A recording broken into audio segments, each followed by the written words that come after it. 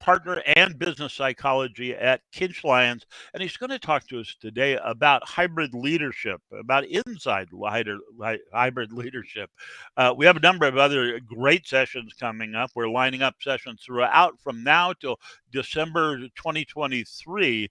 So there's a lot to look at on the calendar, but these are coming up next week. You'll see Learning in the Flow of Work. The remarkable Ann Herman Nettie is going to be back, and it's with Herman International. If you don't know it, she and her father have been in this business for a long time, and they're experts on whole brain thinking. So you'll want to join this because it's a new session from Ann and her colleague Ashley. And then Destry Hildebrand is going to be back with the kickoff to a series about augmented reality in learning design. Next year, we have quarterly webinars about AR and VR and so forth. And Destry is a great person to kick this off. And then the wonderful Danny Watkins is going to be here with leveling up your graphics game with Canva. If you've always heard of Canva, but you don't know specifically about it, join us for that webinar next week on the 13th, and Danny Watkins will take us right through it. Now, the conference is coming up. This is something you may not know about if you're new here, but every year Trading Magazine does a conference, and we do it in Orlando. This is a picture of the beautiful Coronado Springs Resort, where we always have it. That's in the Disney property, so you just get on a bus to go on over to Disney if you bring your family and so forth. Wonderful place to stay. A few gators in the pond there, but it's a great place to attend a conference. We'll be there from February 13th to 15th. You can see up here in the upper right-hand corner.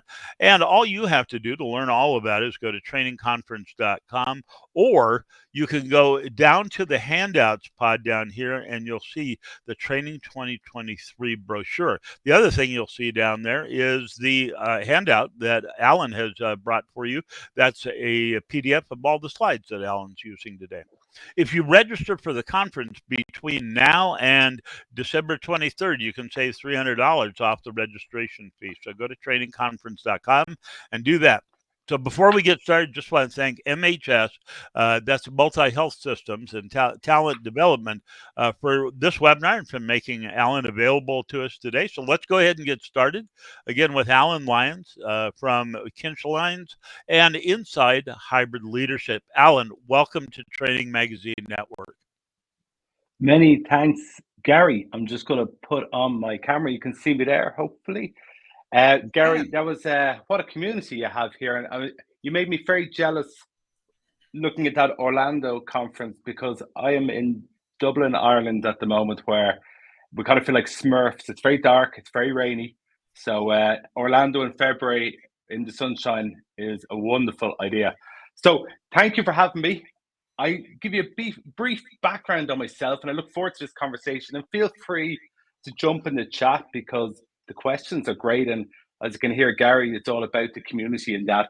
I started actually as a counseling psychologist, and then I moved into business, as I say to people, because this is actually a lot easier.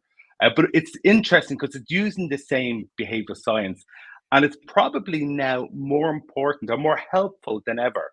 Because as we say in positive psychology, especially, chaos is good news. Or as Kurt Lewin, the OD expert, would say, we are actually in an on-freeze state, which is wonderful because now is the time to actually make some changes.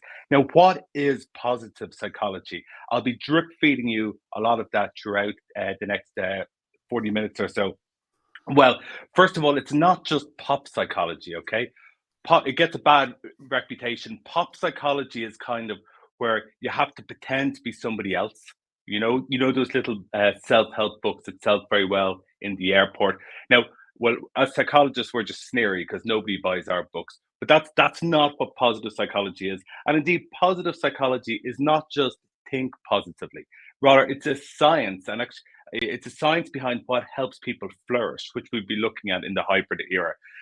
Up until the mid-80s, everybody was kind of in psychology was looking at negative deficits. What's not working? What are your barriers? What gets in the way? Why aren't you engaging? And a big shift in psychology came in the mid-80s when we started to look at what makes you get up in the morning, what makes you thrive, what makes you flourish, which a lot of people didn't during the pandemic, etc. And it's the science behind that is positive psychology, rather than just think positively, etc.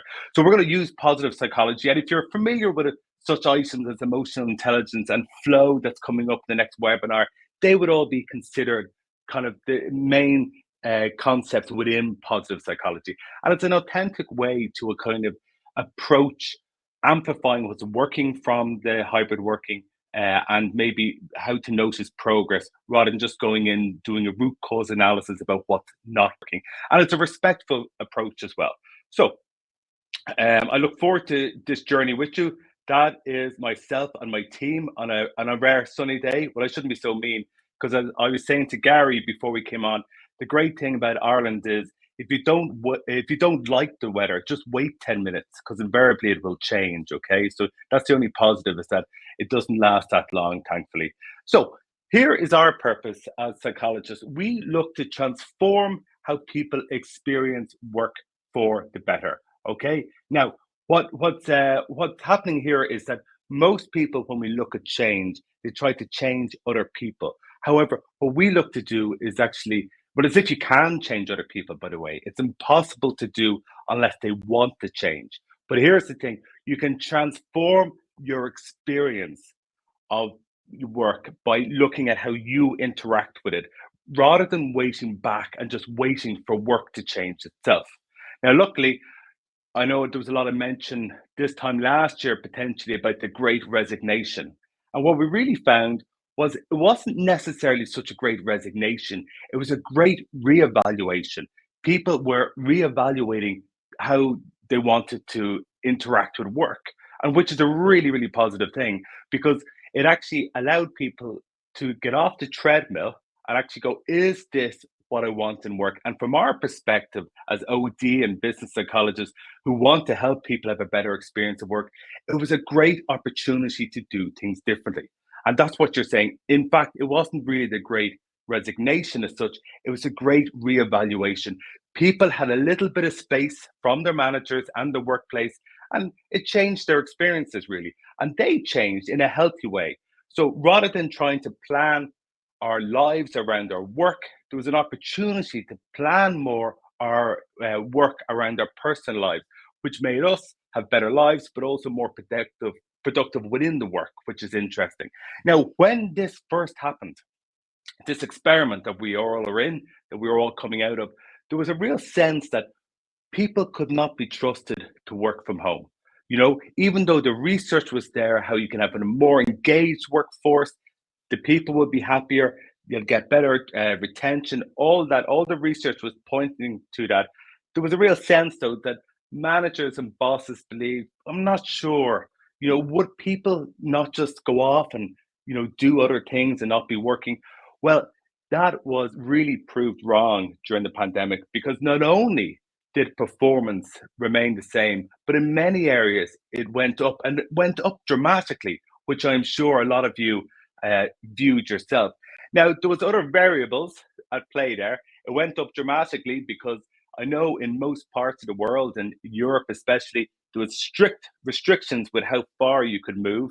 So what am I going to do if I can't go out? Or another one in Europe, especially, was there was homeschooling, where we had to teach our children at home. And you found people running into the office or maybe an attic to go to work rather than getting involved in that homeschooling. So there was many variables, but in a sense, people did perform better by working at home. However, what slipped, and that's the bit really we're looking today, is that connection point, that psychological safety, that feeling belonging, that collaboration point, etc. So what we're going to do then is look at this and look at, well, okay, if this is the case, if we're reevaluating, if we're going to review it, where do we start? Well, in all psychology, if we're going to look at it through this lens, we very much start with the mindset. And this is interesting because your mindset is very much based around how you view something. Most people, when they're just trying to change something, they just try and go for changing a behavior. So how you view something, as you see in the model there, will impact your behavior and the results you get. But most people, they try something new and they just change a behavior. However, that is a very difficult way to try to implement change, and it can take longer. Where you'll see quantum leaps in change is actually when you fundamentally fuse something differently. That will allow you to get different behaviors and actually impact into your results a lot better. So it's a bit like if you're trying to give up smoking and you just try and stop the behavior. Okay, obviously, if it helps the results, it might change the mindset. However, if you change your relationship with how you view smoking or whatever it is, it means you're much more likely to have success. So, what then is this mindset we speak of? And to show you how mindsets are so important, it should be very much around think remote first. Think remote first, and then your behaviors come from that. Now, where companies are maybe struggling a bit now, and I'm sure a lot of you have found this, is they're just looking to tweak behaviors or just trying to copy and paste office life online, which is not as helpful. But if you get the right mindset first, that is the space to start in. And there's so many examples in psychology of where this is important. And think of your own lives when you've made significant change. Is it because you've changed a behavior or fundamentally how you view something differently? The great study I like, and it's after George Bernard Shaw, who is an Irish playwright and poet. He had a play a lot of you might have seen called The Pygmalion Effect. And it was a name given to a study by Rosenthal et al. Some years ago when they looked at what would happen to a teacher. She was working in New York. She was just fresh out of training. She's in a rough part of New York in a school that maybe wasn't considered the best. And they normally, when you go in last, you're given the worst class. Now, this still happened to this teacher. However, they made her believe that she was being given the grade A students, the best students. When she was in the staff room, the other teachers were in the experiment. They were saying things to her like, "You're very lucky with the class you're getting." They doctored the homework, so it looked like the kids were performing a lot better. And she went in and she viewed these kids as great because that's how she'd been set up to believe they were. And interestingly, their behavior responded in kind. In fact, when they were messing, she put it down to intelligent kids being creative. All of their grades stayed the same or actually moved up, which had never happened before in this classroom. So that just shows you the power on the importance of your mindset. And that's why we say where leaders are getting it wrong now, it's they're just trying to copy and paste office life online or indeed pick up a technique. But really, if you want to really fundamentally transform a relationship with work, it's starting with the mindset. Now, I'm seeing a couple of people type into the chat, and I don't ignore that after inviting you. And I see, yeah, top leadership want workers to return to the office, but they are meeting strong resistance, and some staff say they would prefer to retire. Spot on, Sonia. And in fact, this is something that a lot of CEOs and top leaders got an awful shock when they went flying into go back to the office, and they didn't realize that people weren't as excited to return to the office as they were, and they just assumed that they were. In fact, a good litmus test for the level of psychological safety within your organization is that if CEOs and top leaders believe that people are just as excited about returning to work, it's probably not a psychologically safe environment. So this is why leadership now, it's about there must be a better reason and create a bit of FOMO about why, what is the purpose of the office and why should people come in? Give them a reason to come in is really the thing. So spot on, Sonia, and we'll be working our way through how to do that in a second because people have experienced work and their preferences since 2019 have changed as well. And a lot of the leaders where they're getting this wrong is they think it's just going to return to the way things were in 2019. But we've all changed. We've all had a different experience. And we have to look at that and see how it changed for people. So just before I move on from the mindset bit, which is the most important bit of any change, I gave this study with the Pygmalion effect. And by the way, the Harvard Business Review then went to town in that study called the Pygmalion effect in management, which was looking at how people actually view their teams will greatly impact the behaviors and performance they get back. So we can see the relevance of that today. Adam Grant, a more modern version of this, released this book during the pandemic again. He's the Wharton business psychologist. He's very good. And his hypothesis on this is that the inability to think again leads you to being a more hostile version of yourself.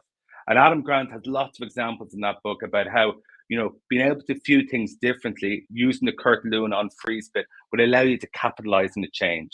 But where some leaders are really struggling is where there's an inability to view things differently. And it's as if they're just waiting for things to go back to the way they were in 2019. And that's causing hiccups. And it's also when those leaders mention that they're worried about company culture, really, Sonia and everybody else who's commenting there, what they're worried about is control.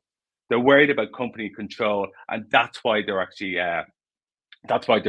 finding it so tricky. So another example in mindset, by the way, I'll give you this guy. Does anybody recognize who this guy is? Just type it into the chat there. Have a look.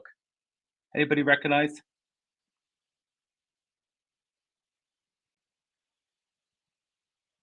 Bannister, brilliant. Now, and Bannister, thank you, Roger Bannister. And again, another man who left us during the pandemic. He died during the pandemic. Lovely obituary to him in the New York Times. Now, why is he famous? Well, Bannister is famous, and we use this as an example of mindset because in 1954 he broke the sub 4 minute mile. Now, the interesting thing about this was before he did this, all the medical journals at the time, and remember, we don't question medical journals, said the human body can actually not do a sub 4 minute mile. In fact, if you did, your heart would combust and you'd die. Not surprising, a lot of people didn't do it. However, Bannister, a medical student himself at the time, I found out in his obituary, he broke it down into 15 seconds, 15 seconds, 15 seconds, 15 seconds, and he managed to do it. But what really drove the behavioral scientists mad at the time was this fact, was that within 18 months, it was achieved by 39 other runners. Now, what's really interesting here is that those 39 runners didn't suddenly go out and say, oh, Bannister's done it, let's all of us doing it. They were all trying to do it at the same time. So it just shows you the power of your mindset and how you view something. And again, if you're viewing think remote first, the benefits of that, and that's where we need to take this in our new world as well. Just going to have a quick look at the comments there. Trust in employees, absolutely. That's right, Patrick. I saw that as well. So it just showed me, which sounds ridiculous, really get down there now, but it just shows you, well, we don't challenge things. And in the workplace, we haven't challenged things for years. But the pandemic and the way we're working now, it's as if it's been given us, as I say, it's not the great resignation, it's the great reevaluation of it. Okay, let me just lead us on here. And this is a lovely little kind of motivational quote, I suppose. It says, the culture that got you here won't get you there. Like the Martian Goldsmith, what got you here won't get you there. But it's very true. The culture potentially that has worked up to now is not the one that will get us to where we need to go. And in many ways, if you think about this, there is no such thing as organization. There's just an organizing of people. And we have shifted in how that is. And to benefit from that, we also need to re-engage and look at that. Now, there's lots of work around this and great research on it. One of my favorites is around from Linda Grattan, the London School of Economics professor. Linda Grattan, who's great, has been preaching about how we can work smarter, work better in a hybrid fashion for years. And before the pandemic, she would go into organizations and CEOs and senior people would sit through her presentation and agree, but they didn't do anything with her research. Why? Well, maybe there's a knowing doing gap. It's very easy to know what we should be doing, but nobody changed it. However, with this, the kind of speed wobble, with the chaos of the pandemic, her kind of, I suppose, hypothesis and thesis and great research is now at the forefront, and people are taking it serious because we all went through the experiment together. I suppose to do anything this bold and brave as what she was discussing, you nearly need a pilot, which she wasn't given, but the pandemic has given her such a pilot. So you will see, you're probably all familiar with this at this time, it's changed how we all work. But we have to look at how we work synchronous, if we work in a synchronous fashion, when we need to be together to collaborate, but also allowing enough time for asynchronous work, for, when you need to head down to get stuff done. A lot of people believe that they have got a lot of work done at home because they're being allowed to do deep focus work. Well, there's no point then just coming together. There's nothing worse than getting people back to the office and all they do is sit on Teams when they could be at home. So you need to actually make a reason for coming back into the office, make a reason for that collaboration. I often think here of the CEO of Microsoft, Nadella. I love a quote. He said that Microsoft did in the first the amount of transformation they did in the first 6 months of the pandemic, they couldn't have done in 6 years without it. And it's similar with the way we're co-constructing and co-creating the way we're working. We're now able to look at it and actually make changes that potentially we couldn't have done in 12 years and in a much shorter period of time. And Linda Grattan is leading the way on this research, as are many other people. And here she is here. She wrote she's written loads of books, but a great article she did for the Harvard Business Review during the pandemic was around how to get hybrid right. And, she talks about you have to discuss with your team the benefits of asynchronous and synchronous communication, when to use each. We need to look at discussing what flexibility means when it comes to scheduling. Is it a company-wide approach or is it team members' approach? She's looking at reviewing all workflows, very much making sure, though, and as she echoes in all her research, leaders must role model this. You can't say we're a hybrid company now and then the leaders come in every day, because people take their cues from their leaders. They know about proximity bias, and proximity bias is real, whereby those in the office are more likely to get the offers and the cushy numbers and the contacts and the connection points. In her article, she talks about look at jobs and tasks.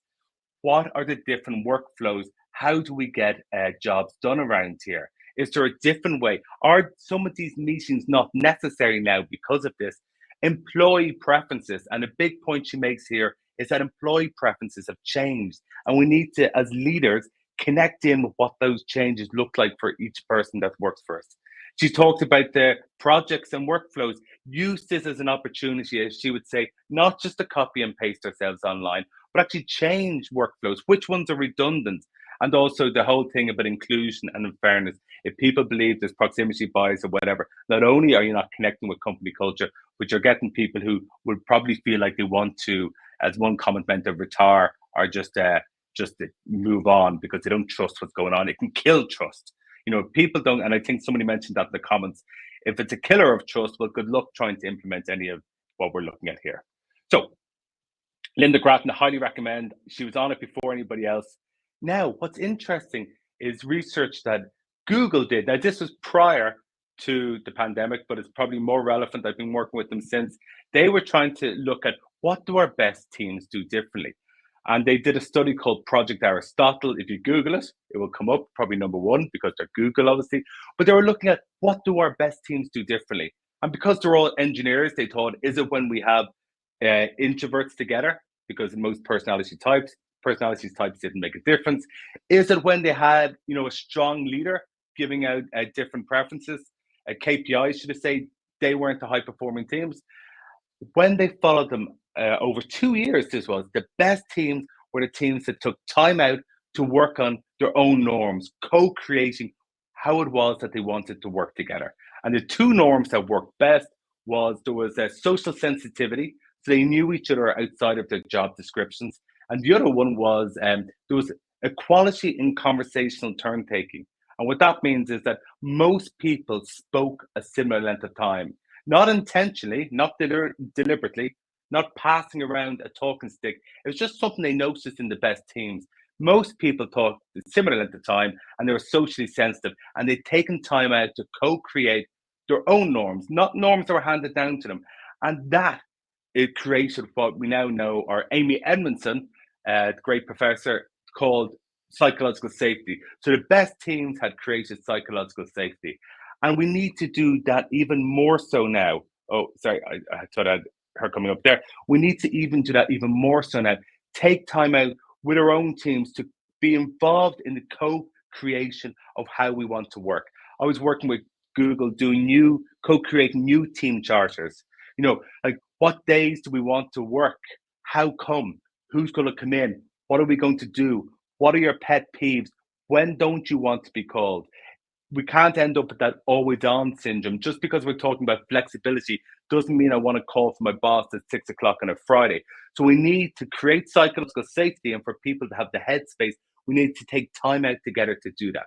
Now, here's an interesting concept that Adam Grant highlighted during the pandemic, because languishing, you might have seen it, went viral after an article he did in the New York Times.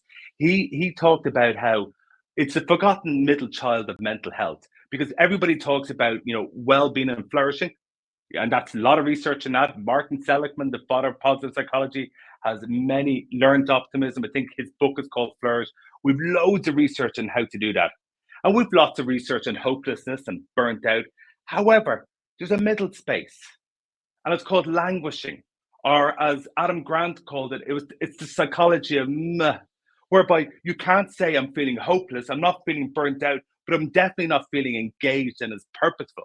And when I read his article, I went, he's nailed it. That's exactly how I was feeling during the pandemic, and that was really interesting. And actually, just on that, I'm going to ask Gary to pull up the poll, and the poll question is here, just to give it to you, is: are most people you are working with experience a sense of, would you say flourishing, where they feel purposely engaged?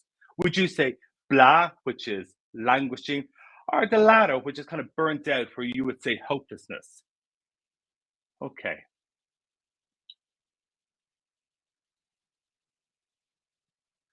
And I'm just seeing Jason has asked the name of the lady. It's Linda Grattan. You'll have to forgive the Irish accent. Linda, Lynda, Grattan, Gratton. Okay. Yeah, love it. Now look at that. Even still, if the hopelessness at 3%, but the majority way out there in the languishing, what Adam Grant wrote about, it's way up there at 64%. And the flourishing then, 33%, which is actually higher than when he was writing about. That's feeling purposeful and engaged, etc. Now, the good news is for the 64%. Now, I know you're talking about people that you're working with, but I'm telling you, I assume there's a lot of us. I know I was there, but his great research for how to get out of it was all about focusing on flow, and which is interesting because we have flow coming up next week as well. But flow is really interesting because flow is when you're working on something where you feel energized, you feel engaged, you feel, this is why I meant it. It's where you're working on something that makes you feel strong, but it also makes you feel good. And it's the work of, now you're going to, don't ask me to spell this one. It's Mihaly Csikszentmihalyi, the great Hungarian American positive psychologist. Mihaly, Michael in Hungarian, Csikszentmihalyi.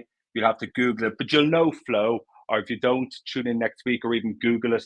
Now, most people think of flow in a sporting context, but not in work. However, what's really interesting is you're much more likely to have a flow moment in work than you ever are in sport.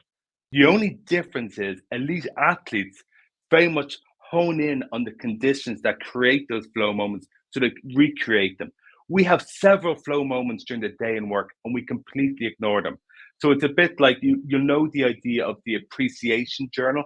This was highlighted by Martin Newman, the big positive psychologist.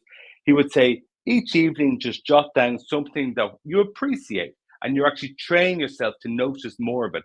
It's the same thing with being in the flow. Each evening, you should actually have a sense of, when was I in the flow today?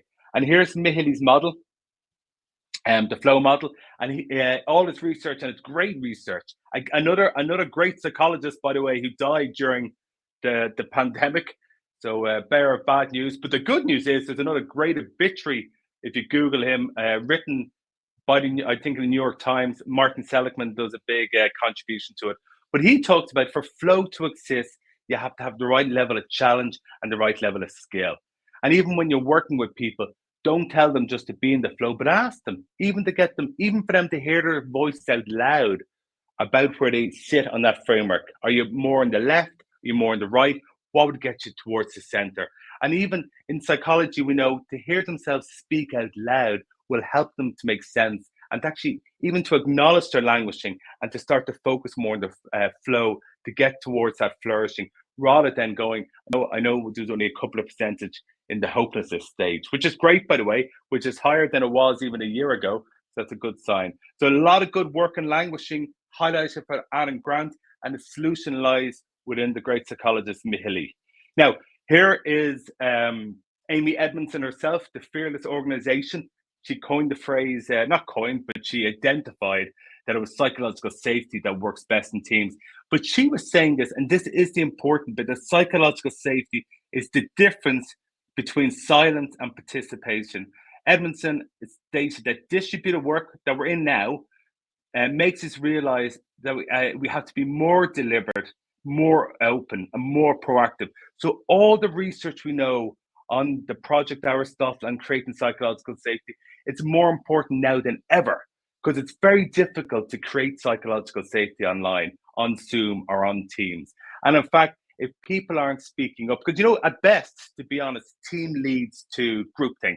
Nobody really says what they're talking about or thinking about, because we go straight into transactional conversations. So there's no vulnerability. Remember, a definition of psychological safety from Amy Edmondson is I can be vulnerable, I can be myself, I can say something without fear of ridicule, and I don't have to watch my back.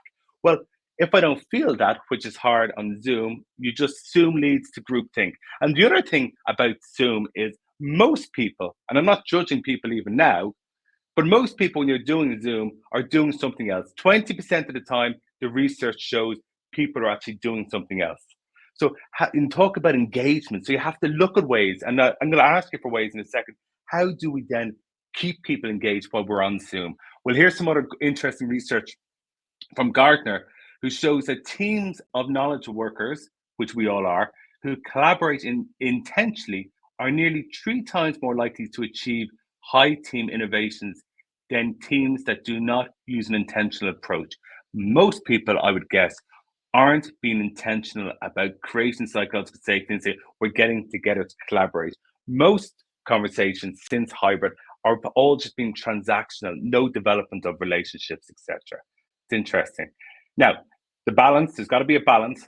Feeling a sense of belonging to a company and culture and having a sense of freedom to be able to work wherever you want is the balance you need to get right, okay? This call for flexibility, engagement, and a coaching style and trust. It turns out, luckily for most of us on this call, that the management skill we need are the ones we were talking about all along. In many ways, our time has come. Everything we've been talking about, knowing how we should be rearranging and engaging in work, it turns out that we couldn't be any more important right now to organizations. Now, I have to be a little bit negative here, whereby we are in an unfreeze stage. If we look at Kurt Lewin's work, unfreeze, we're in that change where things can happen. However, if we don't take advantage of it now, very quickly we will go back to the refreeze state and people will forget. Already people are forgetting about the difficulties we had during the pandemic, and we'll have missed the opportunity to make that change, to make ourselves transform our relationship with work for the better. And again, the way we do this, it's about now taking the opportunity to co-create new hybrid team charters to intentionally create an environment for success. Just like they did in Project Aristotle and Google, they created new charters that work for them, but it's everybody having a voice in them, because people aren't generally resistant to change. They just happen to not respond very well to forced change. So what we need to do is have people meaningfully involved in that conversation. It's a bit like values in an organization. When you ask people, do you have them? They go, yeah. What are they? They don't know. They have to go running off to reception to have a look at them. However, if people were involved in creating those values, they will know what they are. And they're much more likely to be empowered by them and much more likely to actually follow through with them. And a great coaching question we have with teams: how would you notice that you had created both psychological safety and a cadence of accountability around getting hybrid right? Psychological safety is the first bit. People are comfortable being themselves. But if you just have psychological safety without accountability, people fall into their comfort zone. So we need, and if you just have accountability, which is the control and command, People are unlikely to say what they really think. They don't speak up. So we need the combination right.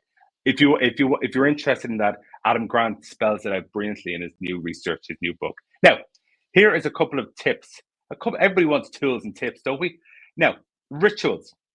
Rituals are an effective way to build a remote team psychological safety. Now, I call it positive gossiping. It's probably better called a precedent inquiry. But before you kick off in a meeting, before you kick off, you actually share something that's gone well. So you don't just go straight into a transactional conversation. You share something that's gone well since we last met as a team. People are then much more likely to be engaged and jump into the conversation. People are much more likely to make a contribution. This comes from the work of a great lady called Nancy Klein in her book, Time to Think. And she said, people who say something true and positive before a meeting begins are much more likely to be engaged to it. How many teams are doing that hybridly? Very few. We go online and we go straight into business as usual. And it's not a luxury, because actually, if you get people to do the positive gossiping before we begin, they're much more likely to have better engagement and performance. I've noticed what Microsoft are doing is a great thing. So people don't feel proximity bias, because it's very hard if you're not in the room. And even if there's a joke, you feel you're not involved. Well, Microsoft make the person who's remote to be the facilitator, which is very clever, because there is proximity bias. We all do it all the time, not intentionally. So we need to look at little tools and techniques we can do to make this work in our leadership. Here's Nancy Klein here, and that was a comment I just made. People think better throughout the meeting if the very first thing they do is say something true and positive. Great lady, great book, by the way, Time to Think. Another older research before the pandemic, but all of these people's work could never be more useful, etc., than it is now. Here is one that I love: the 6-second rule. Now, we got this from microanalysis of therapeutic dialogue, which is just looking at what happens between the therapist and the client when they speak, and they literally do it by second looking at it. Well, here's the thing: when you ask somebody a meaningful question, they can take up to 6 seconds to answer that. They can look away for about up to 6 seconds, and then they come back to you, and then you generally look away for a second. That's called grounding the sequence of communication, and you look back. But invariably, what happens when you're online all the time, we don't do that. Why? Because first of all, this is the Zoom fatigue thing. We're just looking at each other in the eyes like this, maybe in a big screen too close, which is not a very natural way to do things. And if you don't get a response within a second, we move on. But a great rule is to ask a useful question. But actually, I promise you, if you count to 6, even using your fingers under the table, people will say something, and that will help create psychological safety. Use the 6-second rule. Don't just keep speaking. Updates and information, another one, sharing don't require a meeting anymore. So again, this is going back to what Linda Grattan said. We don't need to meet just to update each other. The office maybe should be even seen as the new offsite. You need to give people a reason. And also meetings can be, we can look at the amount of times people have said in meetings that they don't know why they were there. And here's an interesting piece of research. Microsoft now, because most of us are using 365, they've loads of data, and they've released some interesting stuff to show that the more meetings you're in, the less engaged you are. And they know this because they can map engagement scores using people analytics to look at the levels of gaps people have between meetings. The less gaps you have, the more meetings you're in, thinking you're very busy, the actually less engaged you are, etc., which is interesting. Now, what I'd like to do is actually, if you'd like to share with each other, would you share a ritual or tip? I've just shared a couple. I've noticed a couple I use, but feel free to throw them in there and we can learn from each other. Kasia said, I've also found it helpful to say, I want to hear reactions, responses from 2 people. Love that. Exactly. But yes, 6 seconds, 7 seconds of silence often inspires others to speak up to fill it. That's right. And as an Irish person, giving somebody even 2 seconds is a challenge. We play a fun song before we start the weekly meeting. Love that, Amy. Please feel free to unmute and sing it now. Circular wellness check-in, 2-word check-in. These are great. We'll have to save this chat. We finish our week as a team. That's gone too quickly for me. When the meeting changing, who is the note taker? And getting the introvert to do it is the key there. We do a mini game before we start meetings. All of this is creating psychological safety. Thanks, Gary. Gary says we always save the chat. There's a book in here. These tips and rituals, which aren't that common, by the way, they're common sense when you look at them, but people aren't doing these. There's literally, these are share pics of family, just share their Christmas decor. Love that, Amy. Yeah. Mara, using the red, yellow, green check-in meeting, ask each individual how they are feeling it. That is gorgeous. And the reason you're doing that, because even being asked a question, it's kind of irrelevant, the answer, it gets them to be mindful of it. It gets them to reevaluate, why am I here? Fantastic. Just in the interest of time, I'd much prefer to just look at your comments, but I'll have to push on. And thank you. There's a great resource there from Pamela coming in. And it's all about language. Language has never been more important. In a way, leadership is just a bunch of talk. I love Michael Lewis, the behavioral scientist. And he had a great, in his Undoing project, he's written many books, Moneyball, which you're probably familiar with. He said, when you told people that they had a 90% chance of surviving surgery, 82% of patients opted for it. However, when you told them that a 10% chance of dying from the surgery, which of course is just a different way of putting the same odds, only 54% chose the surgery. So not only are words important, as leaders, you have to be a dealer in hope. Everybody can talk about what's not working, but actually a leader, it's actually about what we can do about it. And that's why we use positive psychology, identify what's working, and what does progress look like. Anybody can talk about what we're losing from hybrid. We're looking at the gains. Malcolm Gladwell, who's always interesting, he recently said he's frustrated with the lack of ability from leaders to communicate. He said it's a hassle coming into the office, but if you're sitting in your pajamas in your bedroom, it's that work life you want to live. He states he's getting frustrated with leaders' inability to explain this effectively. And what he's getting at there is that leaders have to tell people no, working from home works. So get back to the office isn't going to cut it. You have to explain to them it's about networks, it's about connections, especially for younger people. It's about feeling that you're psychologically safe. Interesting. I do a lot of work in psychometrics, and they're looking at items that measure isolation. And what I found was one of the items has been identified as, do you have somebody that you can share a joke with during the day at work? And if you answer no to that, it's an indication that you could possibly be suffering from isolation. Now, I thought that was very interesting because even if you think about humor, lightening up, being able to enjoy life, I mean, it's hard to schedule a joke, right?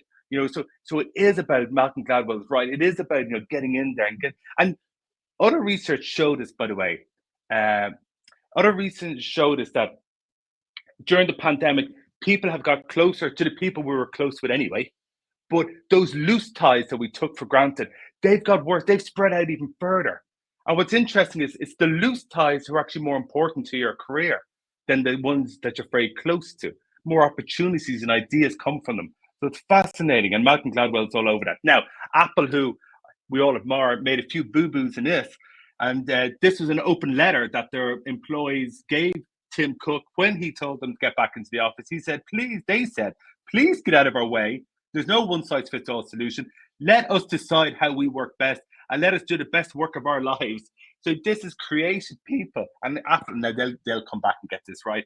But the problem with this is too often leaders' assumptions about employees, it's not, they make assumptions. It's not actually, they're making rules based on offenders who aren't, doing the remote working properly. And you know what? The offenders, they reckon, is about 3%.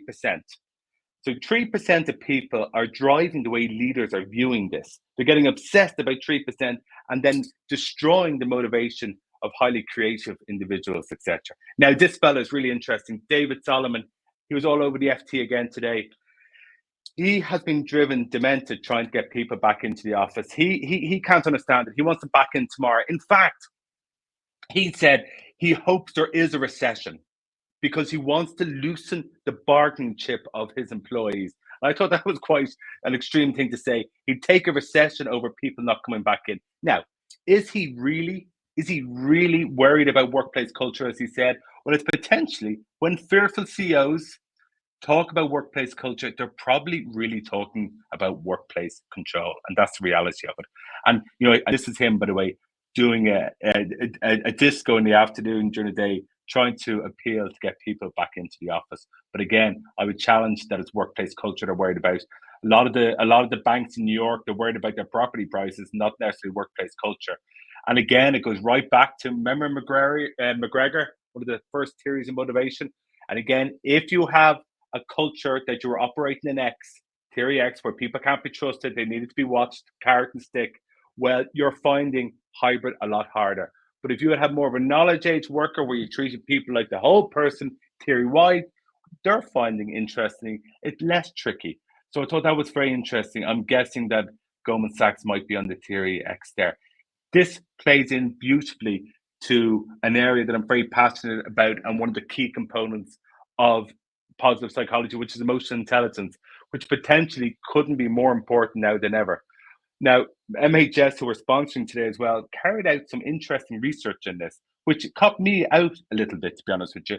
And here is some trending changes they noticed in leadership in emotional intelligence scores, so from pre and post the pandemic. Now, what was interesting is that there was a general enhancement in leaders' self regard, assertiveness, and stress tolerance.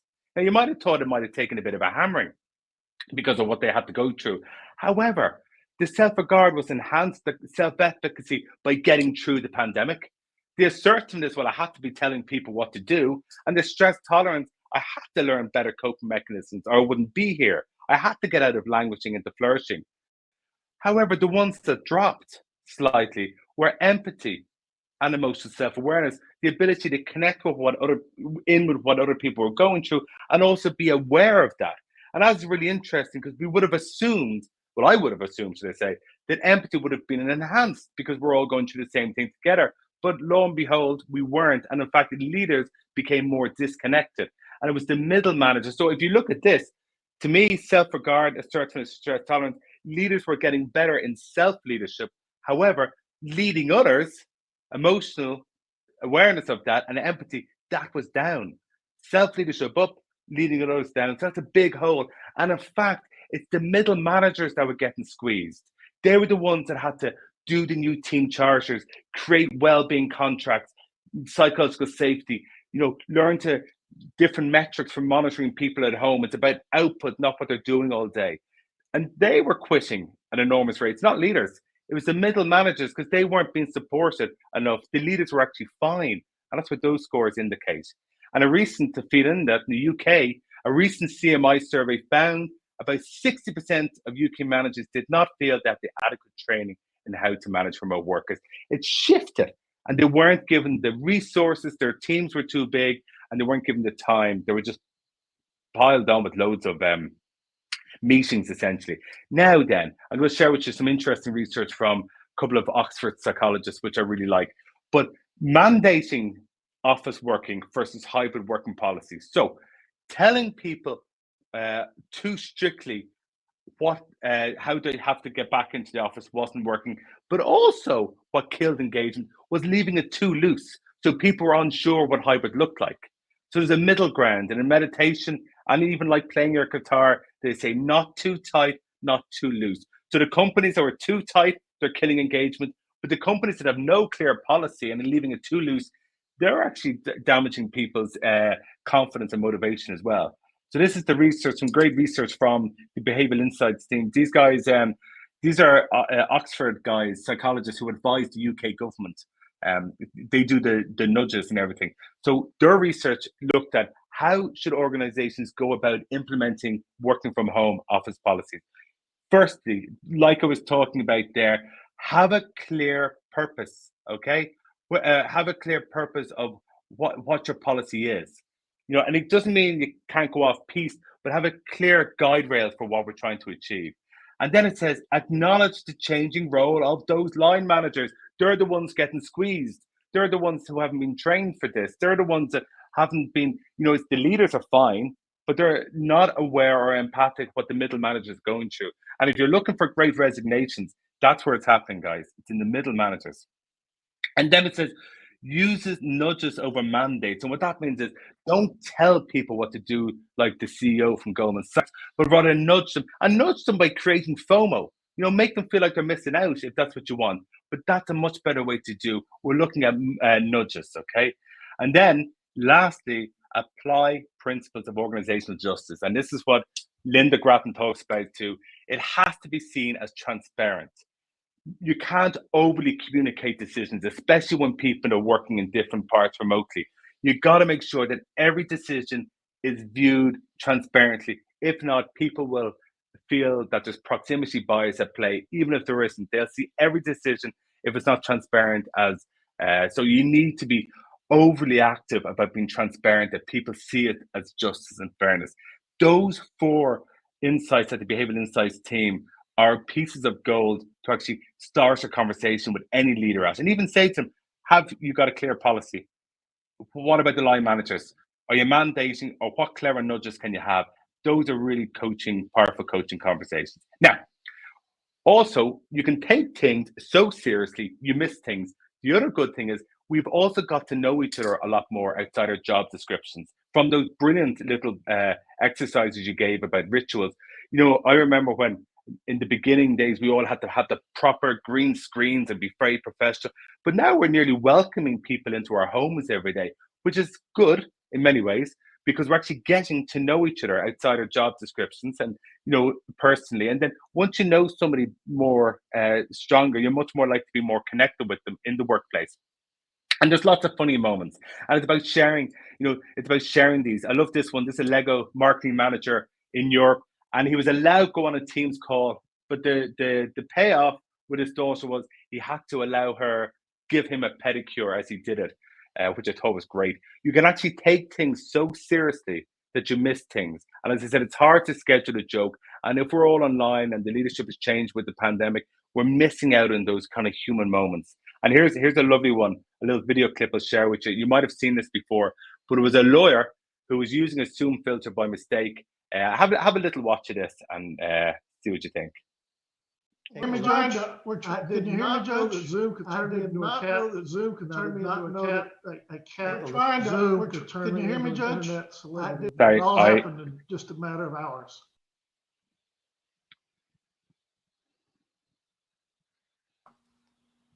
Mr. Ponton, I believe you have a filter turned on in the video settings.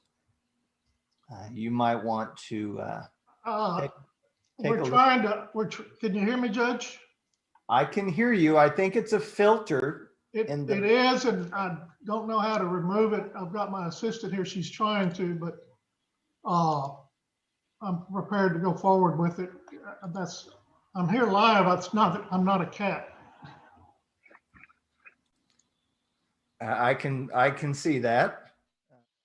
Got on the Zoom. Everything seemed fine. My picture popped up. I was in the waiting room with the judge. When the judge called the case, I disappeared and a cat appeared instead of me. To my great surprise, of course, and took a little bit of time, and we finally figured out how to get rid of the cat video. In Texas, we have a phrase: you can't put toothpaste back in the tube. And if this was going to become an internet sensation, I just had to laugh at myself along with everybody else doing so and roll with it.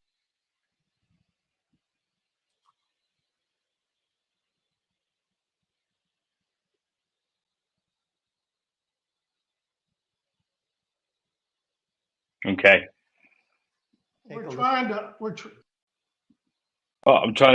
get away from him. Sorry, when my tech skills let me down there. But this is also a great thing that we've done is we've all humanized. We're talking about being more authentic as leaders. Well, this is it. Being ourselves more with skill, having these funny moments that we can share. And, it develops a growth mindset because people don't feel they have to be perfect as if we are. But I know we're collecting the chat here, and I'd love to collect this. Could you share a working from home epic fail you've had? This is a great exercise to do with your own teams as well. But please feel free to throw them into the chat there. And I said this is going to be a very interesting read afterwards. Heather, sorry, John. What a great cat filter. Yeah, absolutely. I think his was accidental. Heather, we've had great success with having our team create memes related to the work within our team. We share them during meetings. Love it. Great humor, stress release. Well, you know what? You're spot on because humor does not mean you're not taking things seriously. It just means you're more resilient for handling stressful situations. Obviously, you have to be competent. Natalie, my kids like to walk behind me when I'm training a class, make funny faces through the 2 French doors. Love it. And that will make sure that people aren't multitasking. They'll be looking out for it. Cassie, a transformer near my home got struck by lightning, and I was without internet for 2 days. Oh, Christ. Yeah. Not as humorous, perhaps, but requires flex. Absolutely. But even sharing that, and we were all having those moments. I was talking to Gary during the week, and a moose had just run through his lawn. So this is, but even those things are just wonderful. They really do help engagement and leadership. Chris, my 7-year-old daughter, looking at all the faces and making faces at them while I was getting the coffee. Love it. We actually have different team backgrounds, etc., who gets the award for best background. Love it. Sherry, Kat loves to hop up on the desk in front of the laptop when I'm on a meeting. It really is great. And the animals, they can't compete. Your Mara had her 5-year-old kiddo ran through while I was Zooming, and he was nude and moved the participants. Been using Zoom background ever since. No way. Keep him doing it. Of course, there's the barking dog, yeah. Granddaughter figuring out how to sneak behind me and getting on my keyboard in the chat. Love it. Great session. Okay, South Africa. Oh, great. You're signing off. Now, we are at the top of the hour, Sarah. I'm just so interested about it, but I'm going to read them all because I'll have them in chat. But I just want to say a big thank you to Training Magazine. I'd love to be invited to Orlando in February. And Gary for this wonderful community and allowing me to come here and chat with you today. I just want to respect people's time. But do keep in touch with me. That's me, AlanLyons.com. I'm going to look back at all your chat and I'll get back to anybody who contacts me as well. So that is me who just mindful of time. I'm going to pass it back to Gary. But I do thank you very much for your interaction. I could have spent it's nighttime for me, but I could have spent the whole day with a lot of you. Many thanks. Alan, I think we could all spend the whole day with you.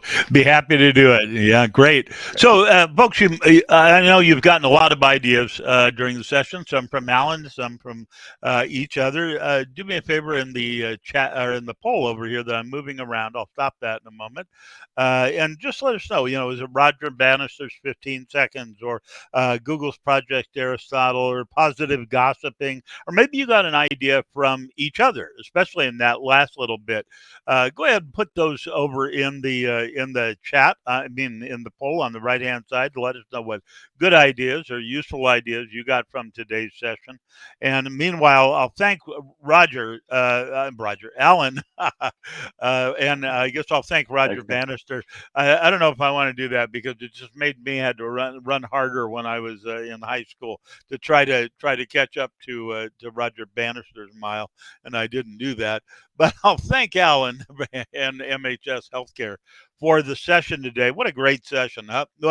Alan, would love to have you come back and talk about what leaders need to do directly to them. If we could have a session just for leaders, do you think that's a possibility? 100%, Gary. I'm there. Love to. I'll tell you what, whether MHS sponsors it or not, you and I let's work it out and present that. And maybe everybody here can send their leaders to your webinar. How would that be? Look at all the what about a live one in Orlando? Well, that would be great too. Absolutely. Absolutely. So folks, keep an eye on the webinar calendar, and if you're coming to Orlando, watch for that. And we'll, Dee says I'd go to Ireland. I'll tell you what, you cannot. I was telling Alan that it was the last thing I wanted to do when my mother proposed that we go to Ireland in the middle of winter here. Why would I want to go to Ireland and bad weather there? And boy, it didn't take one day for us to forget the weather and enjoy Dublin and every place else that we went. So I recommend it. Anyway, we have a question here, Alan, that Katie's been waiting for a long time. So I'm going to put your slide 28 back up real quickly. And this is what she had the question about. Wanted to know if you could elaborate on this and the leadership skill changes and this survey that they did. Do you have? She wanted to know where that came from, but obviously from the CMI survey. Yeah, it's CMI, and I will post that. But really, what that's getting at, Kathy, as well, is that the way we were trained up into the pandemic, the managers didn't feel that they were adequately trained to do remote working. They were doing measurements in the old-fashioned way. They had no idea about how to create, they felt they were being asked to be mini therapists. They were felt they had to do check-in on people's well-being, resilience. That was huge. There was no training on that before. They felt that they had to look at output over how long you were spent working. So really what they were saying, they were feeling overwhelmed and frustrated, but also that they hadn't been skilled up. They were just being dumped into a new way of working without a new way of developing. So that's where they were coming from with that. Thank you, Alan. And actually, Katie corrects me. This is the slide she was referring to. Okay, because the other one Sorry was a about little that. bit probably more obvious. Yeah. No, and this is great. And this is the test publishers MHS. They did this on a time 1 and a time 2. So they have a lot of data on probably most data on emotional intelligence of any assessment in the world, because it's going since the 80s. And they were able to look back at time 1 and time 2 assessments on managers. And this is where they got the trending changes. So it's time 1 and time 2 scores on the emotional intelligence assessments for leaders. And that's data from MHS, the test publishers. Alan, thanks so much. Appreciate you taking the time to do that. And Katie, thanks for the question in the first place.